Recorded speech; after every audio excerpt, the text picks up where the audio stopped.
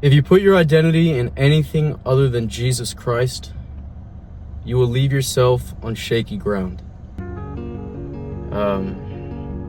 Whether that's relationships, whether that's achievements, whether that's your career, whether that's future opportunities. Your identity is where you stand and where you grow. I think something that I relate to the most is when I put my identity and I idolized the gym and how I looked, how I felt, how I slept, and how I ate. And I still have times where I do idolize it and I lose track of what truly is more important than anything in this world. Because this world does overpromise and underdeliver every time. But Jesus doesn't. But in the gym, you just leave yourself at a point of just frustration because you will never be good enough. You will never reach a point where you are good enough.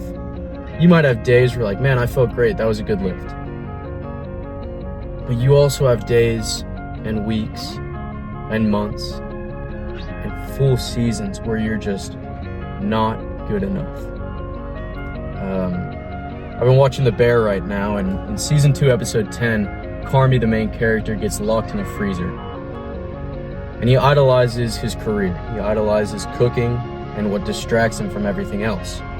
But in this moment, while he's locked in the freezer, he is unable to get out. And so he's left with only his thoughts and his emotions.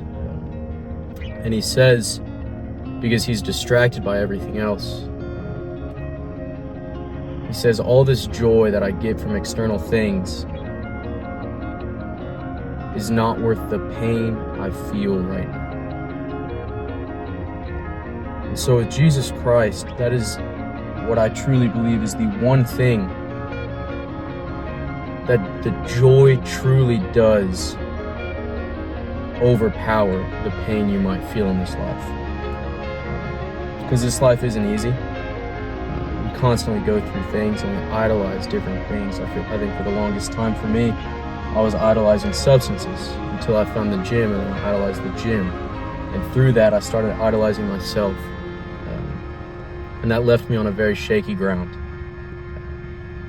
When you put your trust, your thoughts, your feelings, your faith in Jesus Christ, He will never let you down.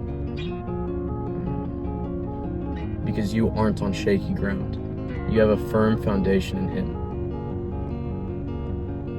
So I just urge you, any of you, whoever you are, continue to fight. But you don't have to fight that hard with Christ, because He has you. He has you at a place that you are just able to have peace, joy, patience, kindness.